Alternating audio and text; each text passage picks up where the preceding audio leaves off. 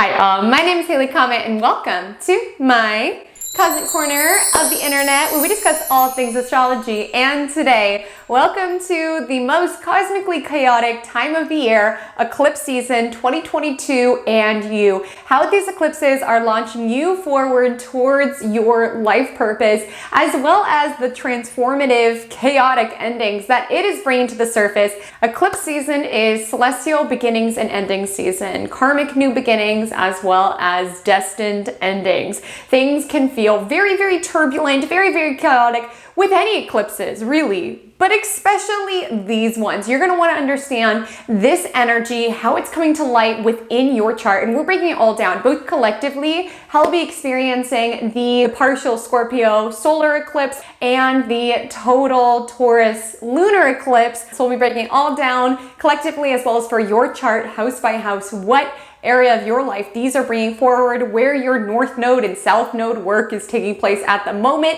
As many of you know, the transiting north node and transiting south node is essentially where it is that the universe is nudging us and guiding us and pushing us in terms of our own evolution. The north node signaling gains and the south node signaling loss, but both speaking to this karmic transformation, right? Where it is that we are evolving, getting closer to our own personal purpose. To unlock your own personal journey, the work you cut out to do within this lifetime, you look to the North Node. And I love to be regularly reminded of my North Node journey because it is a regular reminder around why it is that I chose to come here, the parts to myself that I'm here to develop. And that's why I love this talisman, to have this reminder of my birth chart, of my growth within this world, the comfort zone of my South Node, and the work that I'm here to chisel out of my North Node. I want to give a warm thank you to Ephemeris for sponsoring this video and creating this stunning talisman for me. So it has my unique natal chart, and I just want to highlight that if you use whole sign, if you use Placidus, I was really impressed with the myriad of options that they have in order to ensure that your talisman reflects your own soul's journey, strengths, challenges, evolution. I feel so supported when I wear it because it brings me back to the growth of my personally Scorpio North Node, keeping in mind where it is that I'm encouraged to get out of my comfort zone within this lifetime, as well as being mindful of my South Node in Taurus and where I can be tempted to sort of rest on my laurels, so to speak. Wearing it makes me feel so supported and so reminded of my big picture, of my strengths, of my challenges, of all of the themes that we talk about within our birth chart. Wearing it is this powerful reminder, this powerful re-anchoring into self. And as an astrologer, something else that impressed me about Ephemeris is that they provide an entire report for you, birth chart as well as transits, that comes along with your talisman. So you can both anchor into your celestial blueprint, as well as what energies are coming to the surface at this present moment in time, where the planets are currently are impacting your own world, your own journey. It makes a fantastic gift for anybody that you know who loves astrology. You can even engrave it. I, of course, engraved it with Haley Comet Astrology, and when I tell you, when I put it on, it makes me show up as the higher version of my birth chart, because when you are wearing this picture, which really designates so much, I mean, your birth chart is your celestial blueprint. When I wear it, it brings this awareness. If I go into a conversation, I'm like, ooh, okay, I can feel my Mercury square Pluto coming to the surface. Let me reel it in, or at least exert the highest potential of that Mercury square Pluto, or of my 6th house stellium, or of my North Node journey. It's such a brilliant reminder, and it really is a talisman that brings me back to that big picture. Because as we know here in astrology, this picture is not just a picture. It is your soul. It is your growth. It is your challenges. And the more you can be reminded of that, I believe the more you live the most aligned, the most actualized version of yourself. And your birth chart is truly 1 in a billion, my love. Like your planets, your houses, your stelliums, your aspects, your degrees, it belongs to you and to you alone. That's why it's so special to have this talisman engraved as a reminder of the person that you are, the gifts that you embody, the work that you are here to chisel within this lifetime. So I wholeheartedly encourage you to get this talisman for yourself, or to get one made for an astrology lover within your world. You can use code Haley10 to save 10% on your Ephemeris talisman. Make sure to check them out. I've linked them within the description, and make sure to use code Haley10 to save 10%. So without further ado, let's dive into eclipse season fall 2022.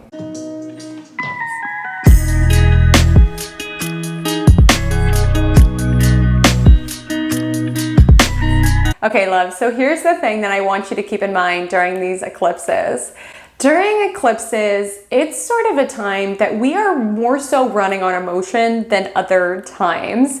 It was considered, particularly traditionally, eclipses were not really like celebrations. They were very malefic events. People would not even go outside during eclipses. Now, you know, if you're a regular watcher on my channel, I'll never fearmonger or scare you or anything of that nature. I just want to let you know that things get a little wacky during eclipses and that people are running more on emotion. You can notice that people are craving sudden changes within their world. Sudden breakups, moves, sudden relationships starting, friendships ending. Like, it's just the time that things are very chaotic, very turbulent, very up and down, especially if you are being eclipsed. And I'll highlight which placements will feel these particular eclipses the most, okay? And what I mean when I say eclipsed is that there are certain changes that are forced upon you during eclipses. Like, there are events that happen during eclipses where it's like, we had no choice but to break up. I had no choice but to move. It's like, eclipses are about launching us into our soul's destiny and really accelerating timelines.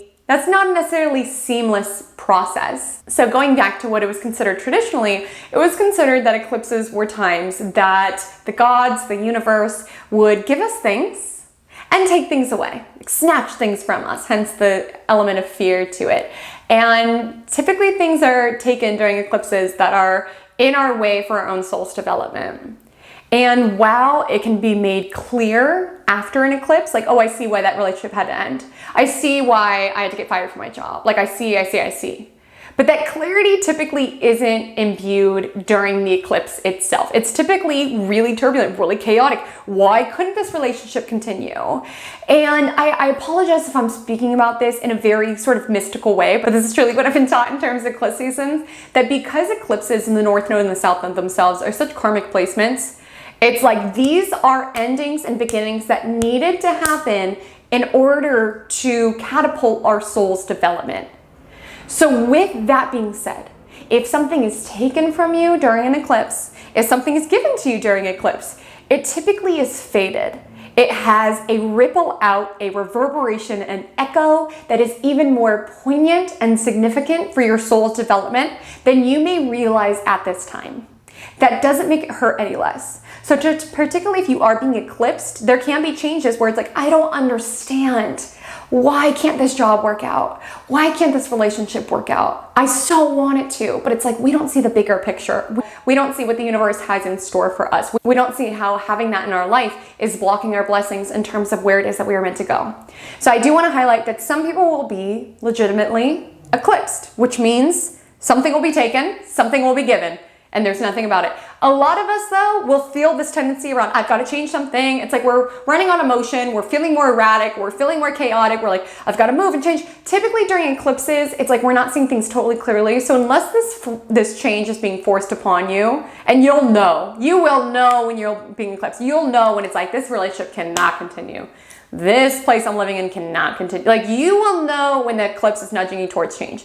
But a lot of times we're just feeling restless and bored and emotional and we're craving something different. And then afterward, after the eclipses, it's like we kind of like calm down. Like, I think of eclipses sort of as being celestially inebriated, so to speak, like just running on high emotion, running on high chaos, right? And then afterward, after the eclipses, you could have this element of clarity around, oh my goodness, because keep in mind, for part of these eclipses, Mars will be retrograde, so it's really not the time to, be taking on more on your plate than you necessarily have to. And you could have this energy where it's like, I need to move from Tallahassee, and then you start this move to Nashville, and then you get there and you're like, that was way too chaotic, and now I'm not even sure if I needed to do this. Like, if you are contemplating a major shift, I'm not saying that these eclipses aren't bringing that to the surface, but unless it's thrust upon you, really wait until after the eclipses, and you may have a little bit more clarity. And I do want to highlight, not every single eclipse is significant for us. Like, not every single eclipse rocks our world, and thank goodness for that. If you've been eclipsed, it can be painful, it can be chaotic. If you are not being eclipsed with this, there can be certain themes that are being brought to the surface in a more gentle way. Just make sure to be there for your friends and family members who can be getting eclipsed, and be patient with people. People are more erratic, chaotic, all over the place, emotional. During eclipses, things get a little intense, things get a little wacky. So if it's not getting wacky and intense for you, make sure to be there for those in your life where it is getting pretty intense and wacky within their world. Be the shoulder that they can cry on, and also just be careful on the road. People would drive insanely during eclipses. Just things get a little strange, okay? Slow and steady, my love, slow and steady. And I do want to highlight, when it comes to eclipse rituals, if you're like, okay, these eclipses are coming up, how can I harness this power of this transformative time? It is my recommendation, based on my study anchored in astrology, to not mess around with rituals or anything of the nature. I say that not to be mean or not to be a party pooper, but simply because we're talking about really turbulent, chaotic energies. It's volatile, it's intense, and it has these themes around karmic fated changes, like things that are sort of outside of our control. So it's typically a time that I more so encourage surrender, noticing the themes that are coming up, dealing with them, again, with North Node and Taurus, dealing with them one step at a time, and trying not to play God or interfere too much. Of course, if you are a practitioner who's been doing this for years, I'm not making you wrong. I'm just sharing what I've learned within my study of astrology. It was considered that this is too volatile of a time. It's a time the universe sort of accelerates timelines in order to prompt our growth, and not a time that we even necessarily need to interfere. The universe and karma and fate is playing out exactly as it's meant to, and our work is essentially to flow with our destiny, even if it's painful, even if it's turbulent, even if it's a bit chaotic.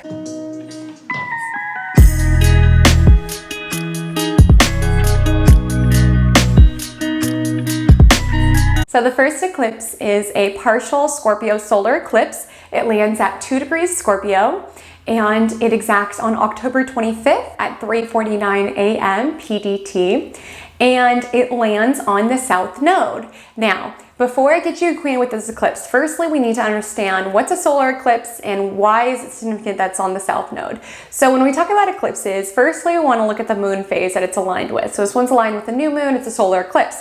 This more so speaks to beginnings, right? And it's like a new moon on steroids. Like, new moons are a fresh start every single month. With a new moon as an eclipse, it's like a fresh start that ripples out and reverberates even more so. It's a very poignant fresh start. Not one that I would do a ritual around, as I highlighted. It's kind of a time to let this fresh start play out. And it typically speaks to new starts that are more so societal, more so generational, felt more so on the big scheme of things.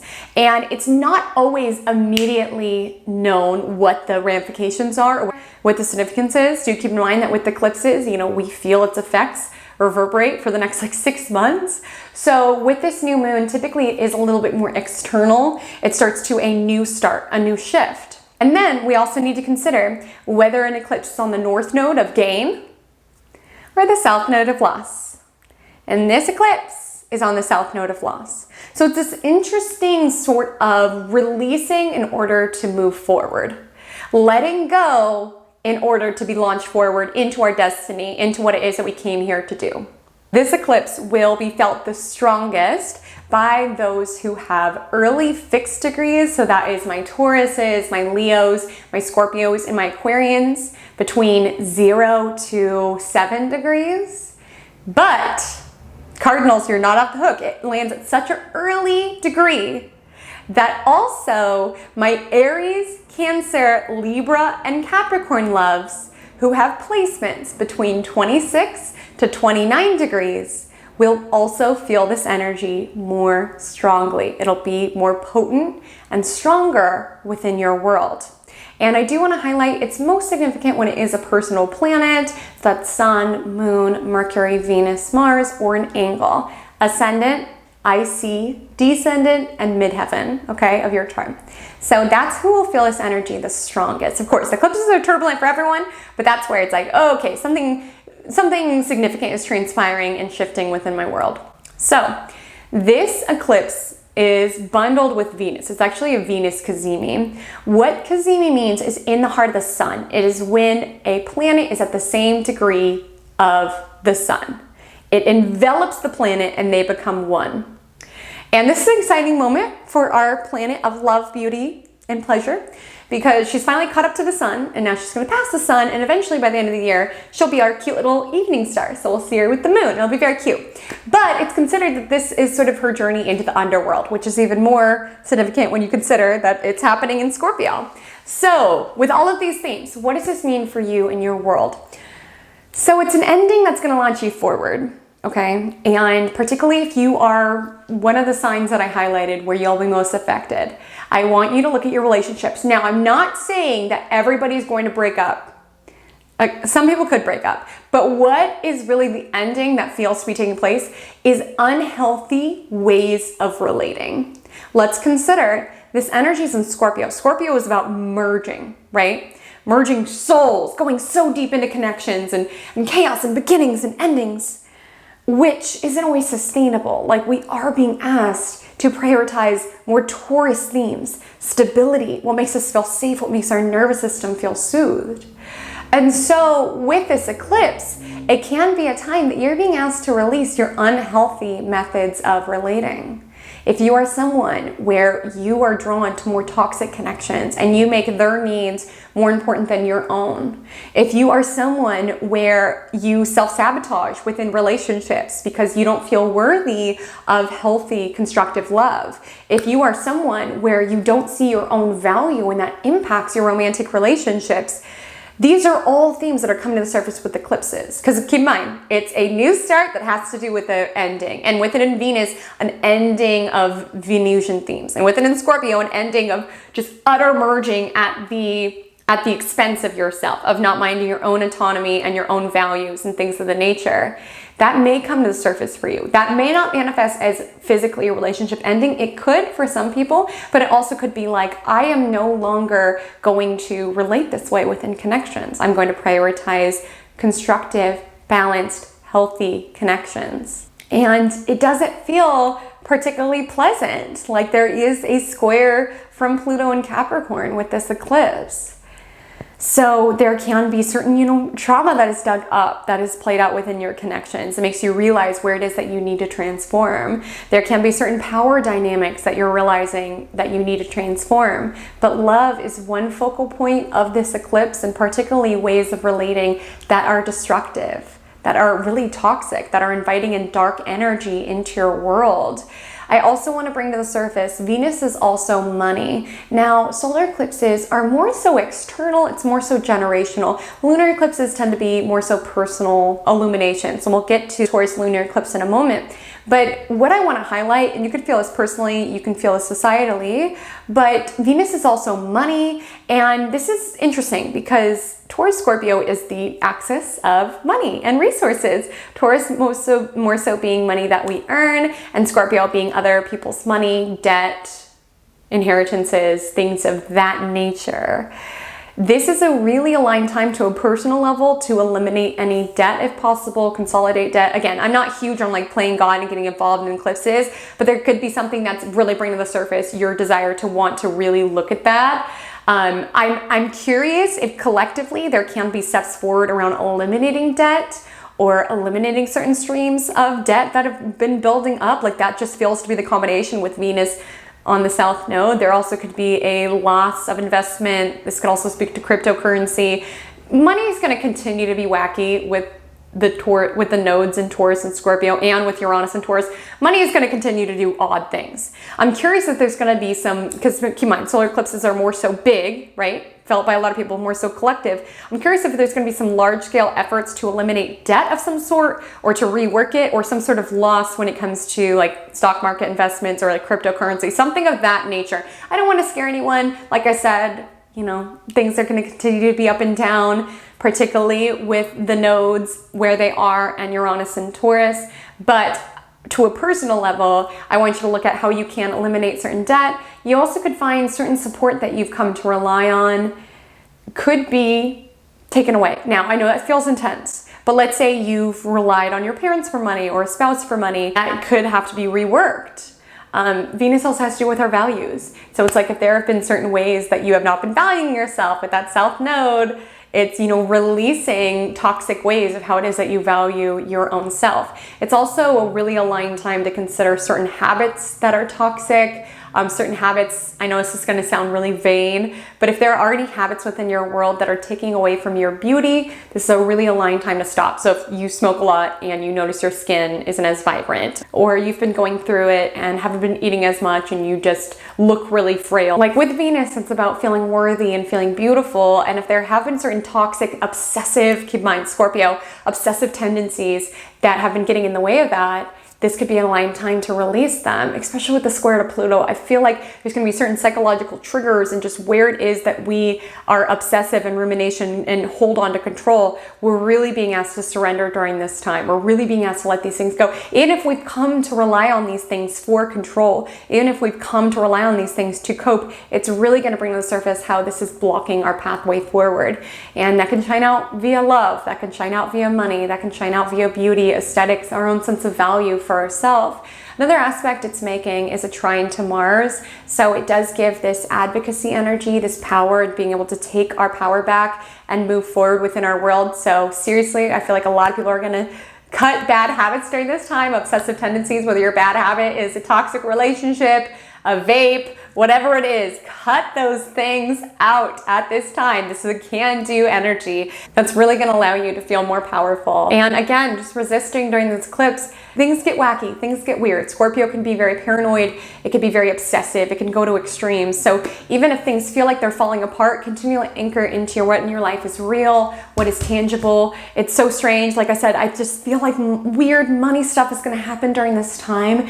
And you know, the numbers on a screen, oftentimes that's our relationship to money, is like what it is that we see on a screen. Like just knowing that that doesn't reflect your true worth, and that things can go up and down, but it doesn't mean that you're financially doomed, and doesn't mean that you're set for life. Just taking it all in stride, working one step at a time, resisting all or nothing thinking, black and white thinking. Really strive to channel the Taurus energy around slow and steady, one step at a time. You know, try not to react very emotionally when it comes to finances. Like not the time that I would, you know, sell off stock or anything of that nature. Even if there is news where it is concerning, just with South Node Venus, it could indicate a loss, you know, a loss of money. And it's like, it's such a turbulent time. I don't feel that a lot of these transformations will have permanent ramifications. So it's a time where, yes, you might feel emotional. You're like, oh my gosh, my crypto portfolio lost this much overnight. Are you kidding? I just want out of this.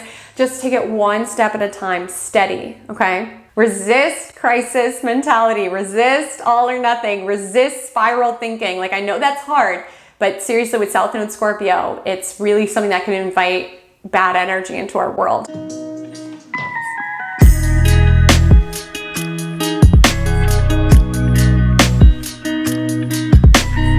Okay, before we talk about the Taurus Lunar Eclipse, can we all collectively take a deep breath?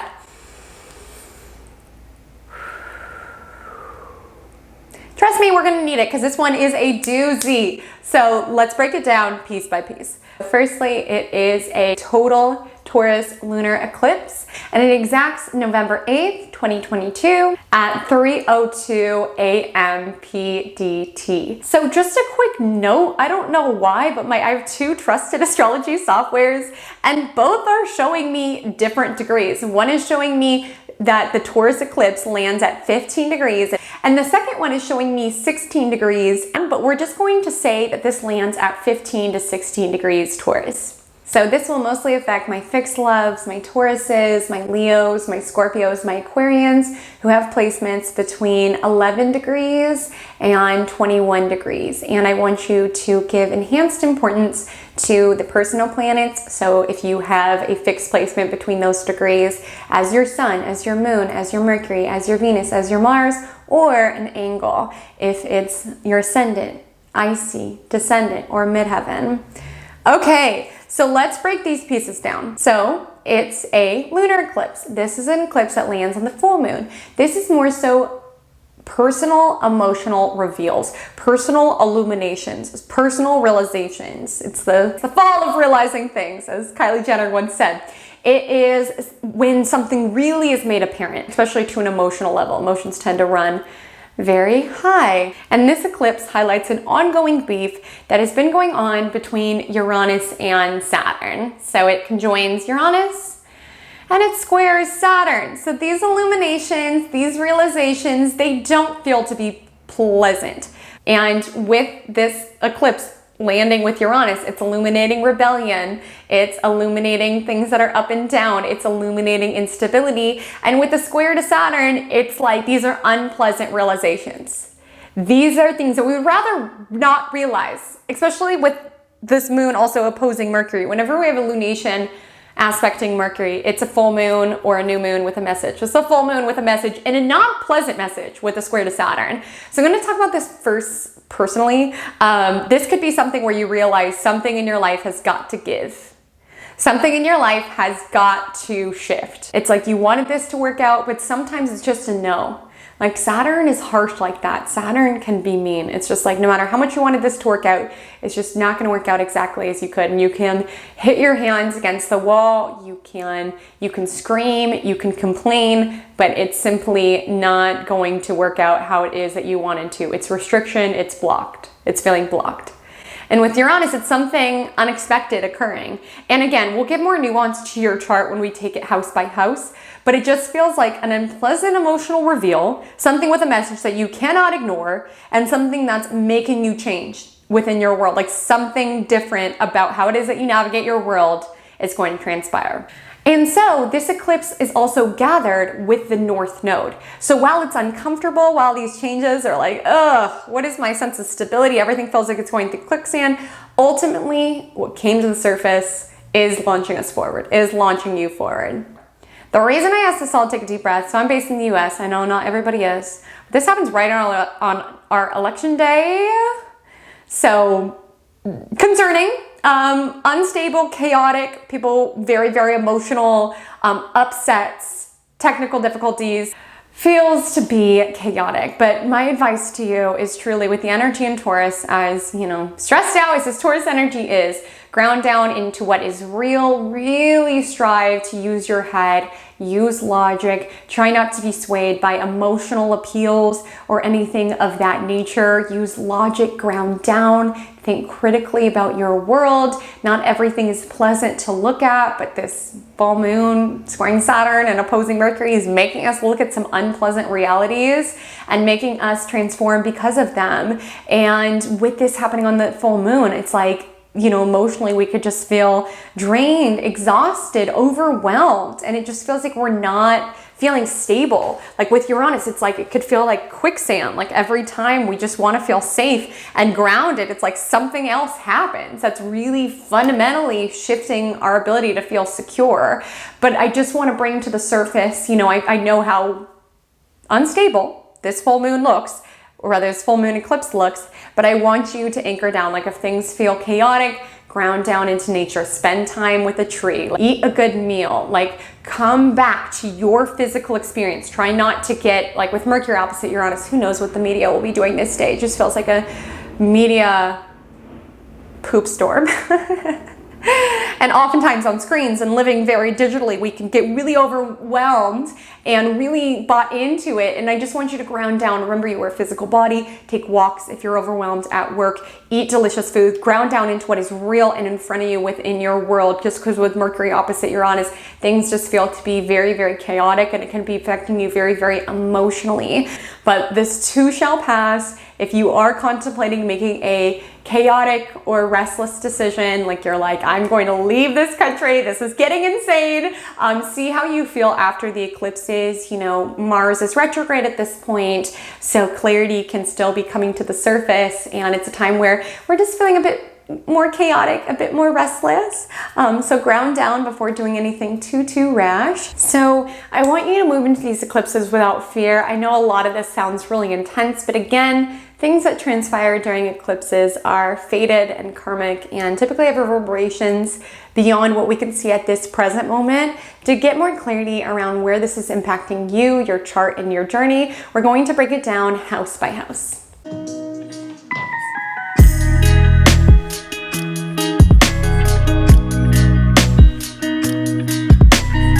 Now, I want to give a really important disclaimer. I'm an astrologer who uses Placidus house system, and so what that means is that it's not always as cut and dry.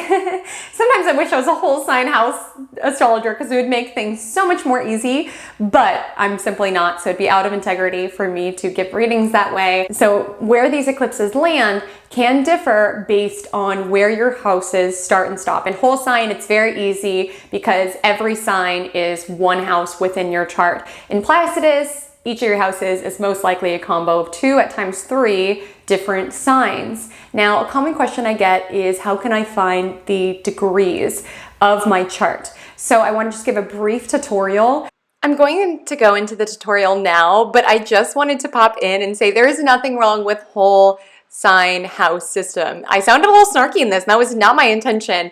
I totally celebrate whichever house system you use. If you use whole sign, or you're just like, I don't know, this feels overwhelming, finding the degrees, simply find your rising sign, also known as ascendant, below. I've put it in the descriptions as well as in the pinned comment, and listen to the 2 readings. There will be 2, the solar eclipse reading, the lunar eclipse reading associated with your rising sign, and that is perfect. If you want to find where these eclipses land within your chart in Placidus, I'll take you into the tutorial now. So I wanted to show you a tutorial of how you can find where the lunar eclipse and the solar eclipse are landing within your natal chart. So for the purpose of the visual, I got this on astro.com, and you'll just want to put in your birth information and look at your circle chart. Super important. So we'll want to see which houses, aka life arenas, these eclipses land in within your chart. Thus, which themes they're bringing to the surface. So the first eclipse is the Scorpio solar eclipse, which is at 2 degrees Scorpio. So you're gonna find the Scorpio symbol. Looks like an M with a little arrow on the side, not to be confused with the Virgo, which has a little arrow going in, arrow out, think Scorpio, scorpion, little tail. And you'll want to find the beginning of the sign. So that will be next to the yellow in astro.com Libra symbol, okay? So Libra is a sign before Scorpio. So when Libra ends, that's where Scorpio begins. So we know this line right here, this is 0 degrees Scorpio. These marks designate 5 degrees away. So 5, 10, 15, 20. The 10 is always a little bit longer than the 5 designations. Since this eclipse is at 2 degrees, for the solar eclipse, you'll want to find the portion of your chart that is between that 0 degree mark and the 5 degree mark. So we're going to say right here. So for the chart that I'm showing, that would make the Scorpio solar eclipse in the 3rd house. So that's the reading that Inner Planet Janet would listen to. Now, you'll also want to look at the lunar eclipse. So I've listed them separately within this video. So the lunar eclipse is between 15 to 16 degrees Taurus. So you're going to find where that lands within your chart. This one does make it easy because the Taurus symbol looks like this. It's this little green symbol with the little horns. And this one we see that midheaven, so that's where the 10th house begins, is at 12 degrees. So it's pretty easy to see that 15 would be right about here. So it would be in the 10th house. But you'll just do the exact same thing. You'll find the beginning of Taurus, which will be next to the Aries symbol. It's red. It looks like a V kind of. And the beginning of Taurus, the end of Aries, this is 0 degrees Taurus. So it goes 5 is the little mark, 10 is the bigger mark, 15, that's exactly where this eclipse is. Find 15, 16 degrees.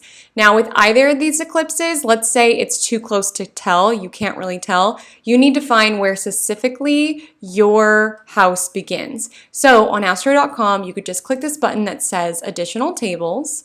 It'll bring you to something that looks like this, and you'll look towards the top right where it says houses, and these are the degrees and the signs of where these houses begin. So you'll find that Taurus symbol, again, it's like a little O with like little horns, and we'll see, okay, MC, which is 10th house, starts at 12 degrees. If the eclipse is at 15, 16, and that's after 12, then this eclipse must be in the 10th house. Let's say this eclipse was in, was at 11 degrees. It would be in the 9th house because this is where the 10th house begins. Let's find it for Scorpio as well. So here's a Scorpio symbol. Looks like an M with a little arrow. And we see that IC, so that's the 4th house, begins at 12 degrees.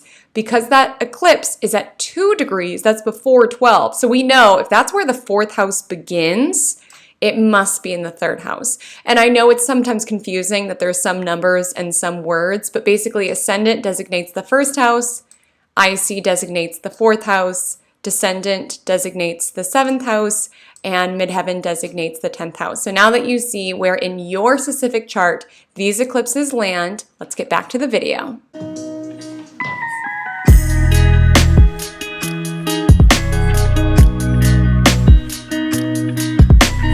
So let's take it into if the Scorpio solar eclipse falls within your 1st house. You may potentially be a Scorpio ascendant, but not always. So listen to the reading of where 2 degrees Scorpio falls within your chart.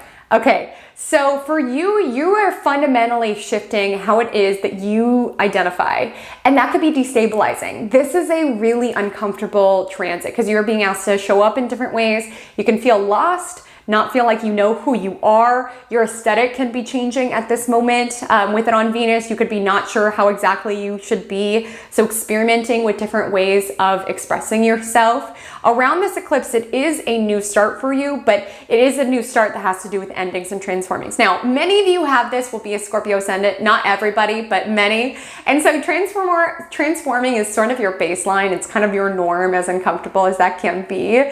And so I want you to give yourself the space this lunation to transform, to release certain habits or certain ways of showing up that are no longer serving you. Like, this has to do with identity. So it's like if you identify as being the friend who is always there, will go above and beyond for other people. Remember, this is about unhealthy relating patterns, right?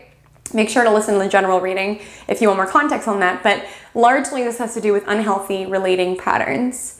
And so if you are always the one where it's like if your friends need you, you are there. You'll drop anything that's valuable to you to be there for other people. If you are the person who's always this way within relationships, this is the time to really release those bad habits, as well as bad habits. 1st house has to do with aesthetic, identity, bad habits that can be impacting how it is that you physically look as well. Really time to get clear and know that, you know, eclipses aren't always the time when clarity comes. It typically kind of reverberates as we continue. So just knowing during this time, being open to transforming, being open to these shifts. Some of them might be jarring as this lunation does square Pluto, to these shifts around how it is that you have been and how it is that you are being willing to transform, how it is that you've related within relationships, and if that's valuing yourself. Like, this lunation is gathered with Venus, the planet of value. So it's like if you haven't been valuing your essence, yourself, this can be energy of releasing, no, I'm not always going to be there for you because you're never there for me. No, I'm not going to be your doormat in this connection. Like, it's not a time that you can feel necessarily super visible or super sure. It can be a time, honestly, of feeling a bit lost. But knowing at this time, okay, I don't know who exactly I am, but I know who I'm not. I know that I'm not going to show up in that role. I'm not going to be that person for you. And that's super valuable at this time. And that could be a really valuable insight at this time. So if you have the Taurus Lunar Eclipse falling within your 7th house, you may potentially be a Scorpio ascendant, but not always. So listen to the reading of where you have 15, 16 degrees Taurus landing within your natal chart. So this is an uncomfortable truth that you are dealing with when it comes to your relationships, when it comes to your connections. Now, these are illuminations that are ultimately guiding you forward. The North Node is there, which is launching us onward. So there can be some changes when it comes to your relationships with this full moon with Uranus.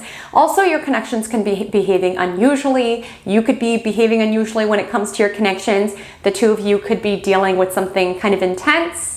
Going Saturn, which is most likely within the 4th house of your chart, which has to do with emotions, so sort of changes that are a bit depressing or really taking a lot out of you, sort of really draining.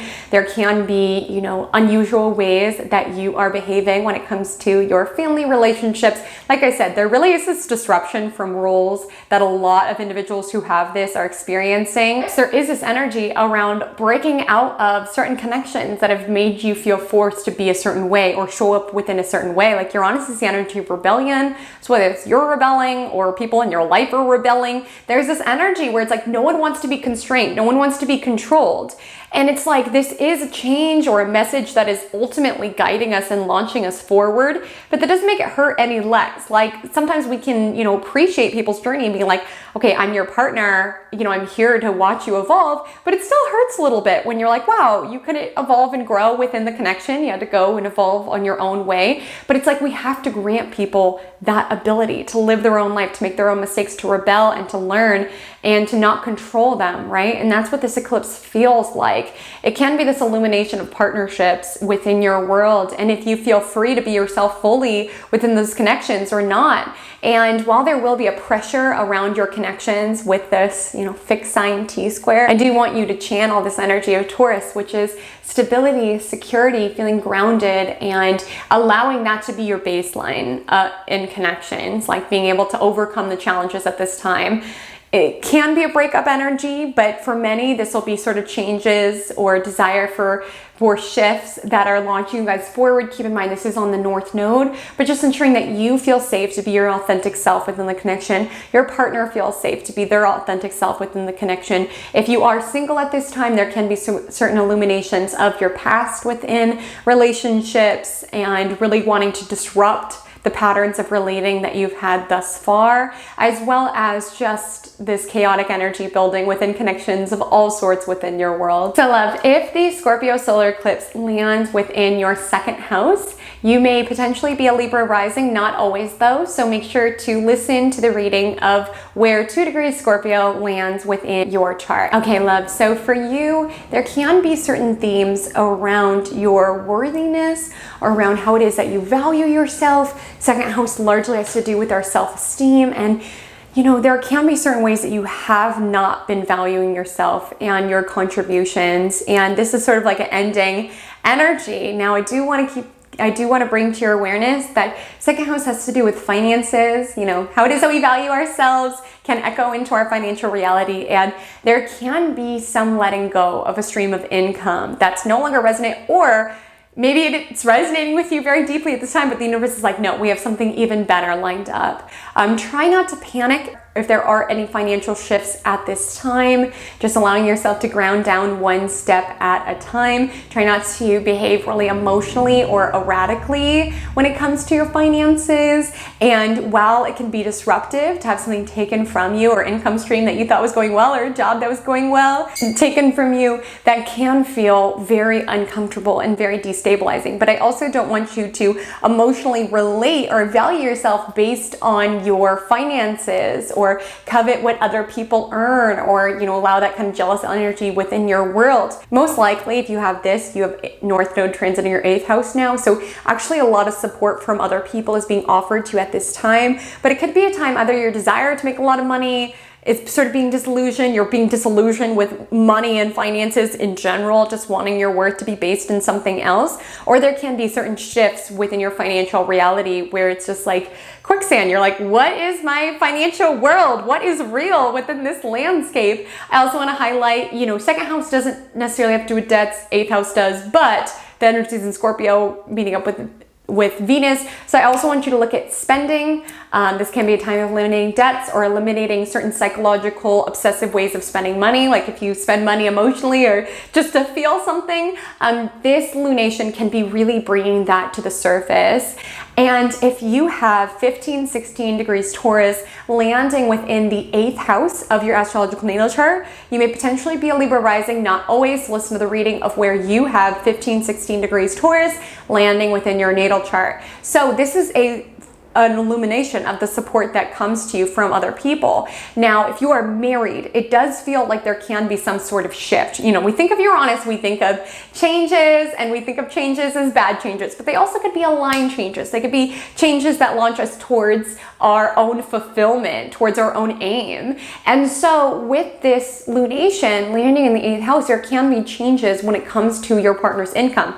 Maybe getting a raise, maybe some sort of loss of income, maybe a loss of some sort of investment you guys have together, maybe an illumination of your guys' shared debts or something of the nature. But because there is certainly some stresses being kind of put with the square to Saturn, but there is an illumination around support that comes to you from others. And if you're not married, this could also be illumination when it comes to, support that like your family's been given you, or inheritance, alimony, child support, to a more metaphysical level outside of just other people's money. Eighth house also has to do with death and transformation. And I really want you, if you have this lunation in the eighth house, to really realize that like control is an illusion. Like that's really going to be coming to the surface with this eclipse. Like you could just be feeling like things are so chaotic, and you're like, I don't know what is real within my world. I don't know what to grab onto or what's happening here. This can be illumination that really brings that to the surface around where it is that you're being asked to surrender and transform.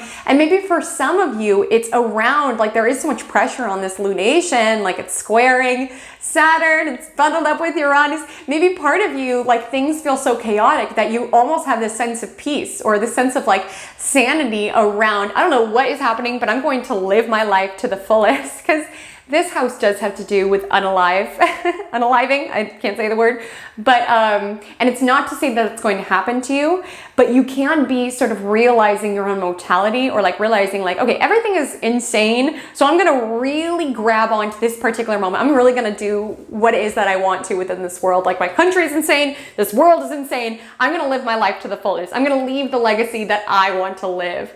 This also has to do with kind of like shadow, things of the nature. So for some of you, you could be really doing this deep work, getting accustomed to your shadow and really looking that in the eye. So if the Scorpio solar eclipse lands within your third house, that would be 2 degrees Scorpio landing in your third house. You may potentially be a Virgo rising, not always though. So make sure to listen to the reading of where you have 2 degrees Scorpio landing within your astrological natal chart. Okay, love. So you are releasing certain ways of communicating, okay?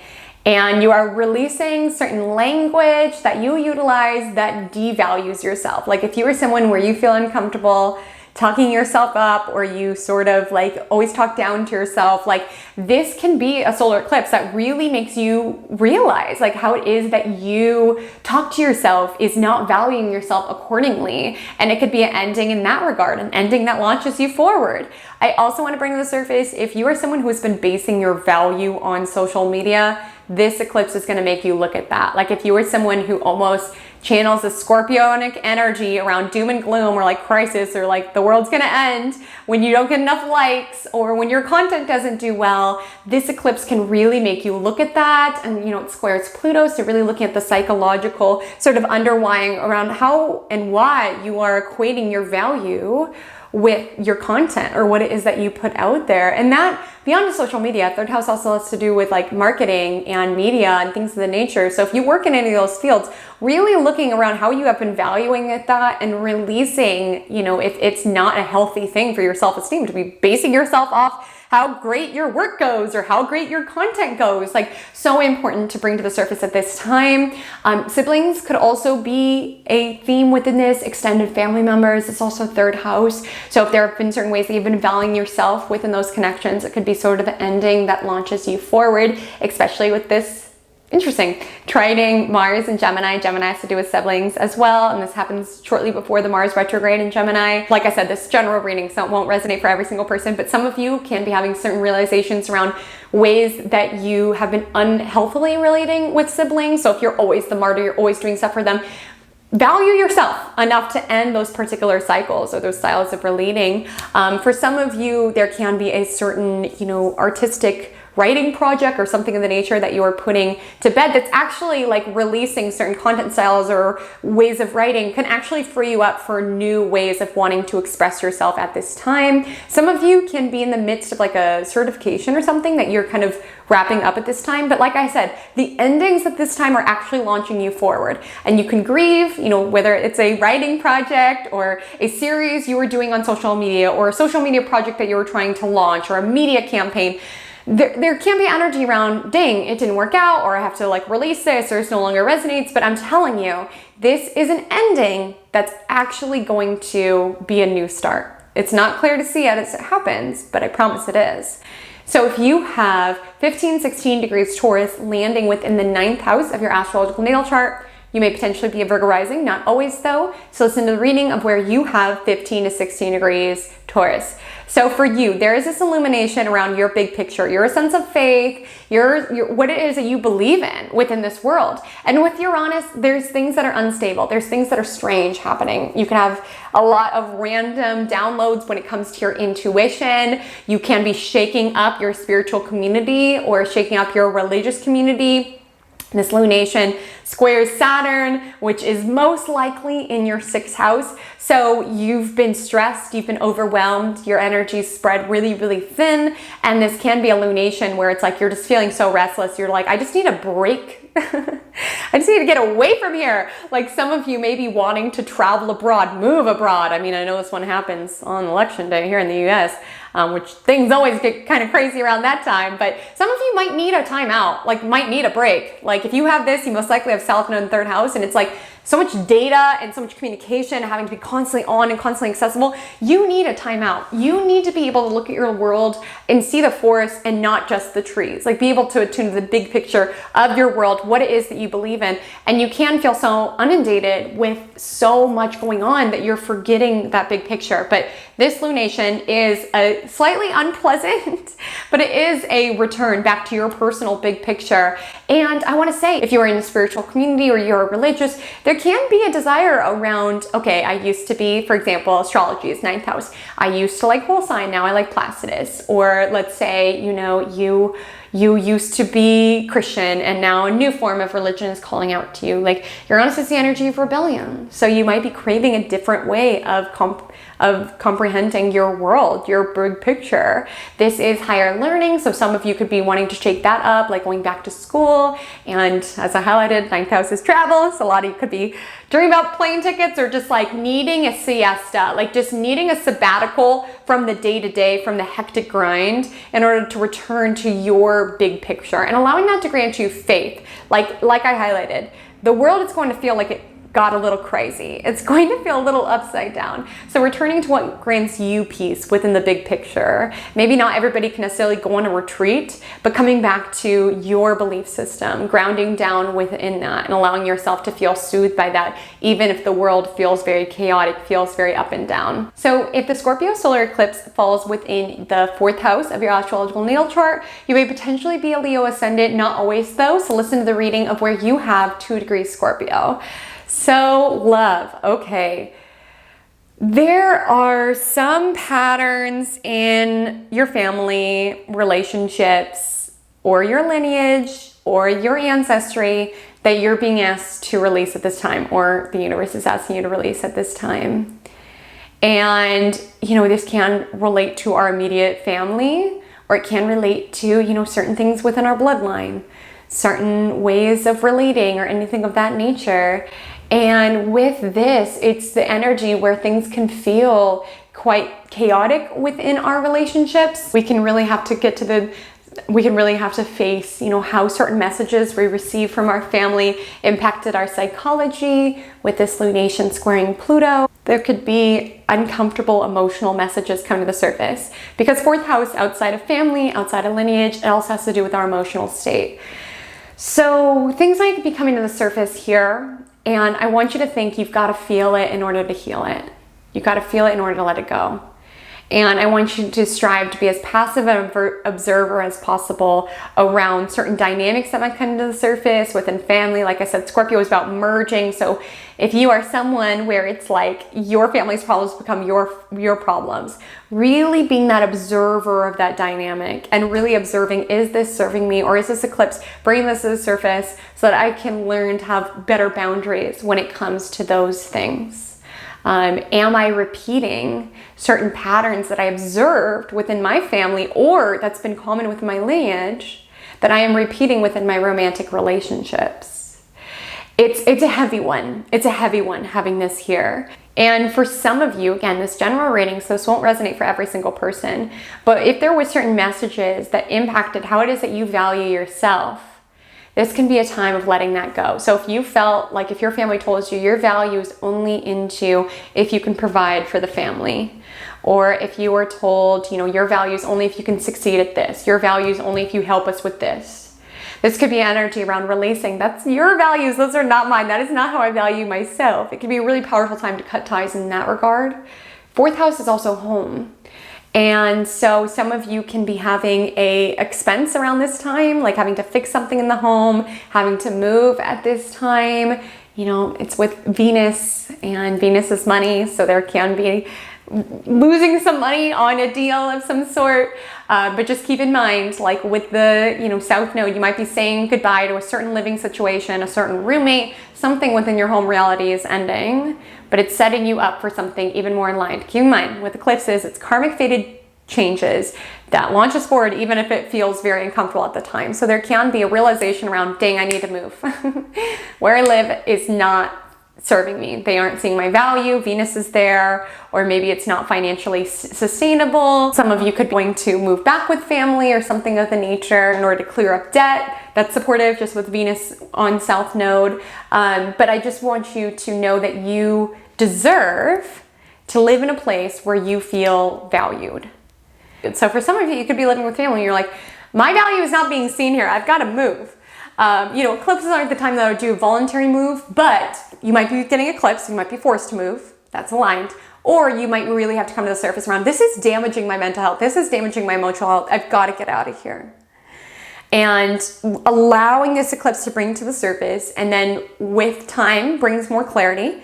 Noting these illuminations, realizing these illuminations and this fresh start that's occurring, and being able to move forward when the cosmos chill out a little bit. And so if you have 15, 16 degrees Taurus within the 10th house of your astrological natal chart, you may potentially be a Leo ascendant, not always though, so make sure to listen to where you have 15, 16 degrees Taurus. There is this illumination around work and career, and you've been thrust into that domain. Like for some of you, you know, who have South Node in the 4th house, it's like part of this, we hear loss and we get freaked out, like, oh my gosh, am I gonna lose my home? Am I gonna lose my family? Oftentimes this manifests as like, we just physically don't have that much time to be at home, or like, for one of my clients, for example, like one of her children started going summer camp, and it was like, that was like a change when it came to her home. So I don't want you to like panic too much, but where you're being thrust is around career, public persona, and there can be changes. A lot of individuals who have this are disrupting their career. It's like, I was a plumber and now I am a welder, and I don't care what other people say about it. You're having some pressure, most likely, Saturn in the 7th, you're having some pressure when it comes to one-to-one relationships and partnerships. So there can be certain people in your life that are like, why are you gonna be a welder? That doesn't make any sense. But you're like, I've gotta follow myself. I've gotta do what I wanna do. Like, Uranus has changed it. So a lot of you, if you've been feeling pressurized within career, you're like, I need to disrupt and do something different. This is not sustainable for me. And for some of you, you can be sort of more rebellious at work, or craving to infuse more unison into work. You certainly can get a promotion or something of the nature throughout the duration. Not saying necessarily this eclipse, it depends on the degrees, but throughout the duration of North Node 10th house, there can be gain and growth within public persona. But I want to say that this lunation is going to bring to the surface, okay, do I feel like I can be myself, and that people see me for how I am within my career? Within my public persona? Am I being valued? And with the square to Saturn, you've been working really hard. And if you feel like it hasn't been being validated, you can feel like people are being really critical of you. You're having to work really hard. I just do want to highlight the cosmos are nudging you to continue to build that, to continue to build, you know, your own stability and your own security within career. With the square to Saturn, you can feel like authority figures are being really hard on you. Your boss could absolutely be erratic or impulsive during this time, with Uranus also being there. But I want you to slow and steady focus on being your best. You have Saturn in the 7th, so people might be a little bit more critical of your work. Just slow and steady, build what it is that you are passionate about. You most likely have Mercury in your 4th, so it's like a lot of your energy is being divvied up into different directions. You could just feel like you're being pulled in different directions.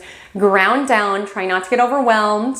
Focus on being the best that you can be, and know that you cannot please everybody, whether that comes to your business, your career, your bosses, your relationships, your home life. There's just a lot happening in all the angular houses within your chart, so you might just feel like you're stretched too thin. One step at a time, this too shall pass. Mars is retrograde this time, so really seek to simplify rather than add, more on your plate. Okay, enough people are wanting so much from you already. So if you have the Scorpio solar eclipse landing in your 5th house of your astrological natal chart, this reading is for you. You may potentially be a Cancer ascendant, not always though. So go by the house of where you have 2 degrees Scorpio. So loves, firstly, a lot of you are going to have to purge old dating habits, unhealthy dating habits. Like if you date people to avoid dealing with your own stuff, or if you are attracted to bad boys or toxic patterns or wanting to fix people or save people, this is a lunation that could be really bringing that to the surface, as well as your psychological motivations when it comes to relationships and connections. As many of you will likely have Pluto in your 7th house, there's really this fundamentally restructuring of how it is that you approach romantic relationships.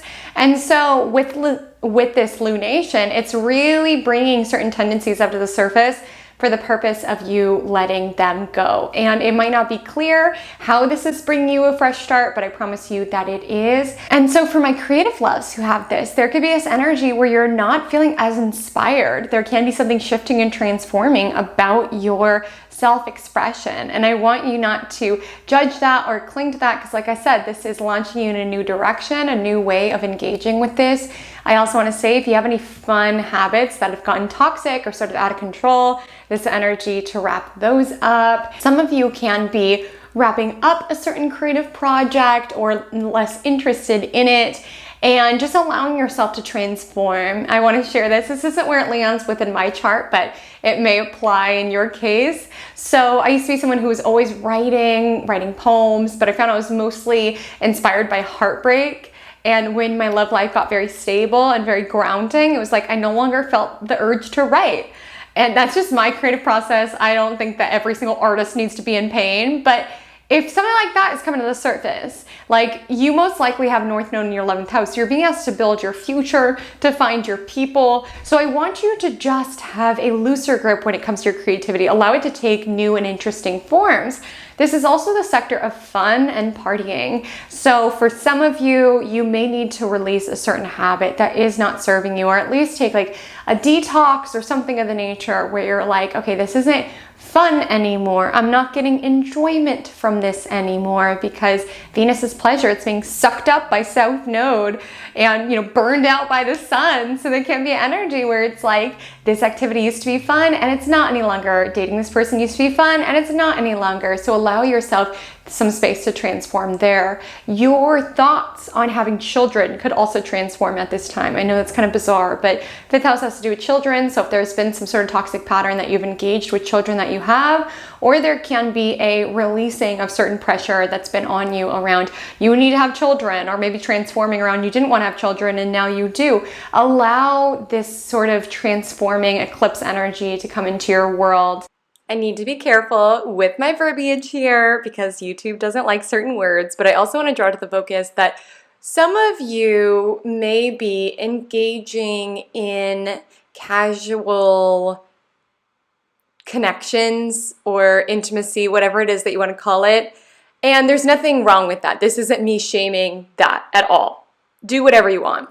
But I do want to say, with this combination of what's happening, some of those behaviors can be derived from being scared of true intimacy, or not completely valuing yourself and searching and outsourcing for that value in other people or in these quote unquote fun hookups or anything of the nature. That can also be behavior that you are releasing with this solar eclipse. It could be the end of a situationship or something else where it's like, this dynamic isn't really feeding me in return. Like, it's all good if you have fun connections where it's just that, but for some individuals, there will sort of be an end of a connection where it's been draining you. You can be looking to find your value within it and coming up empty. And you're really being asked to put more of your focus and attention towards what it is that you're building for your future, towards your community, towards your friendships, and to anchoring into stability. So if you have the Taurus Lunar Eclipse landing in your 11th house, you may potentially be a Cancer rising, not always though. So simply listen to the reading of where you have 15, 16 degrees Taurus. So love, you are having this illumination around not just your future, but humanity's future. I know it's kind of an intense reading, but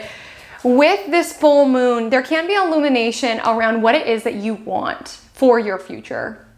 And on a personal level, there can be a shift that you're craving.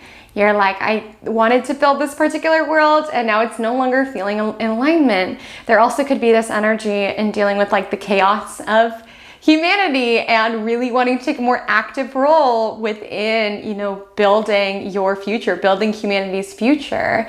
North Node is in Taurus, so it is asking us to ground down into what's real and what's tangible, and this speaks to conservation, global warming, earth, things of the nature, like grounding down into a sustainable future. So some of you could be feeling a strong call there.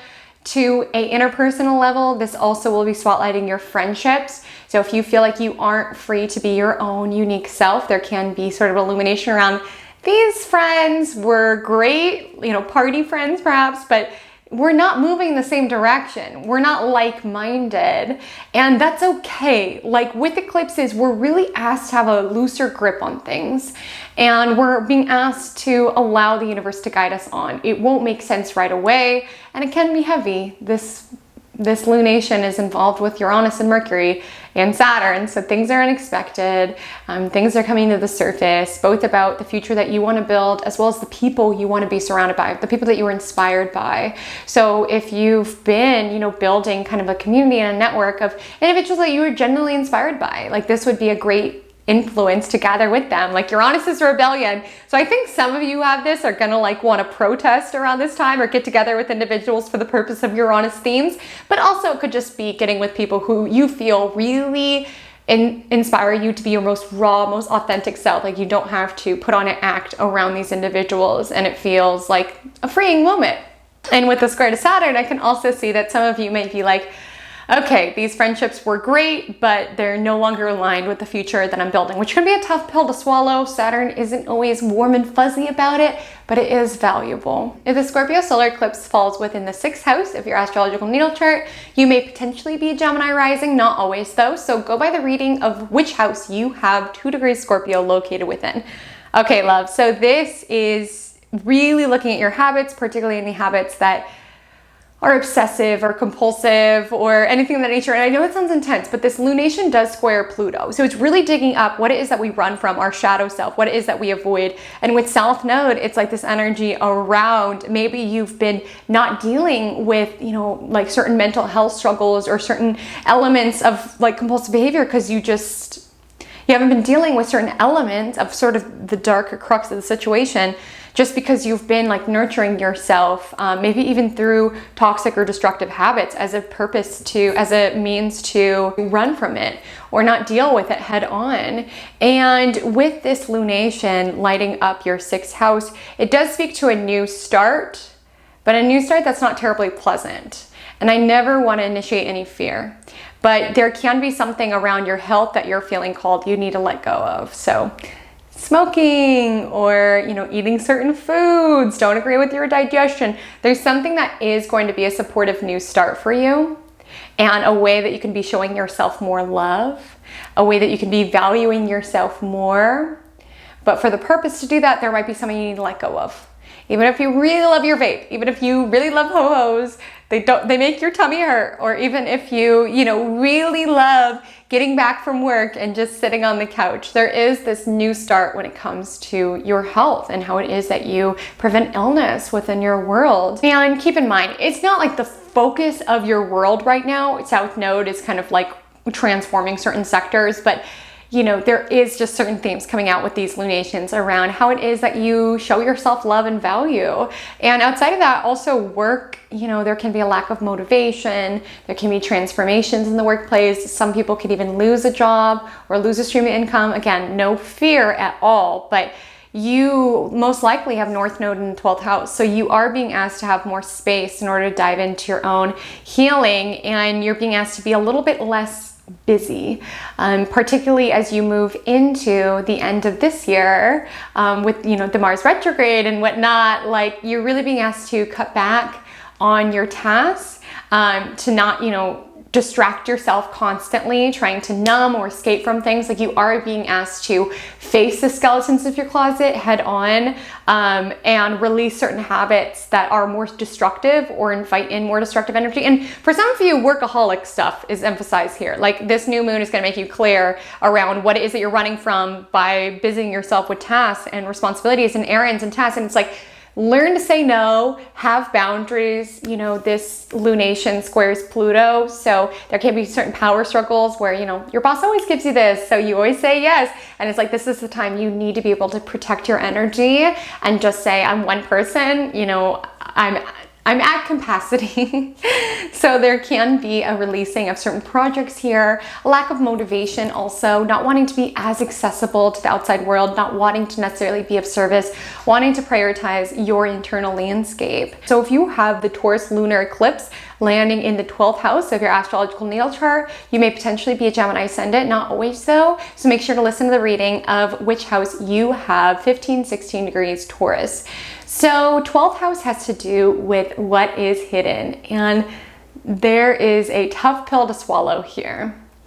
There is something uncomfortable to face, whether that's something from your past, a unhealed trigger within you, or something external that sort of triggers something internal within your healing journey. This is deeply uncomfortable. What hurt you can't be what heals you sort of energy, because 12th house is solitude and isolation. And a lot of people experience eclipses in this sector. They're like, wow, I really am alone. And it's not saying that you should feel lonely. You may feel lonely, but it's more so kind of like radical self-reliance in a sense around really taking the reins around, okay, like, what happened to me is not my responsibility, but I'm going to take healing in my own hands. I'm going to face my demons or the skeletons in my closet head on. And we can see being alone as loneliness, or we can see it as solitude, you know, spiritual solitude, to renew our own spirit. Typically with eclipses in the 12th house, we can feel more lonely, or even if we're surrounded by people, having this energy around being in a crowded room and still feeling alone, because there's certain things that we're carrying at this time that other people don't necessarily understand. There can be certain weights within your mental health or within your healing journey that other people don't understand. There can be certain interests that you're pursuing, spiritual topics or things of the nature that people don't understand, and they don't have to, is the thing. And like I said, square to Saturn, it's a harsh pill to swallow. You're having an opposition to Mercury, which is most likely in your 6th house, so there could be workplace drama, a lot of clutter, very busy within your external landscape. And this eclipse is asking you, create space, dive deep, notice what illuminations come to the surface. Uranus is there, so there can be unexpected revelations, unexpected sort of like, as I was highlighting, sort of like triggering, or just things that you run from and don't deal with, that are all of a sudden very, very apparent. I want you to face that stuff head on. It's nothing that you need to transform your life during, but it can be very illuminating in regards to your healing journey and what's necessary to launch you forward on your path. So love, if this Scorpio solar eclipse lands within the 7th house of your astrological natal chart, you may potentially be a Taurus ascendant, not always though. So just listen to the reading of where you have 2 degrees Scorpio. Okay, so hear me out. Your world has been a little topsy-turvy, huh? You know, this new moon is conjoining Saturn in the 7th house. This is breakup energy, or officially putting a like toxic on off, or a situationship, or just a relationship that you are grieving, putting it to bed, like being like, okay, I'm done, because it's ending. It's on the south node that launches us forward. It's a new moon. And it's not to say that relationships are a focus for you. You have North Node in the 1st. You're being asked to prioritize yourself, put yourself first. But you are being asked to clear up that house. Like, I think of South Node seriously as a vacuum. And it's like, suck up the romantic debris, right? The, you know, relationship, basically residue that's over you. Like, this is around putting that relationship to bed, deleting that contact from your phone. This is around officially ending that chapter, being like, okay, that was that chapter of my memoir, was me dating Tom, and now I'm starting a new one. And it's not to say run into a new connection. Like, you are being asked to prioritize yourself, figure out who the heck you are. But close out connections, close out energy leaks. If there is someone who is toxic and destructive, cut them out of your energy. If there are energy vampires within your world, cut them out. We think of this as romantic, but it could also be, you know, any sort of one-to-one business partner, anything within your world. And it's not to say we can necessarily, like, you know, dump everybody. But notice where these tendencies and patterns are coming to the surface. Because where you have this energy and Venus is there too, there can be people that you've been there for who haven't really been there for you. And it's not to say next time they're upset, just be like, nope, you weren't there for me. Not from a vindictive way, but sort of just gently drawing your energy back. Because Scorpio speaks to kind of like merging unnecessarily or inappropriately, taking on people's problems, always being the one to call. And it's like, it's okay with North Node in the first house to prioritize yourself. Like, it's okay to have boundaries.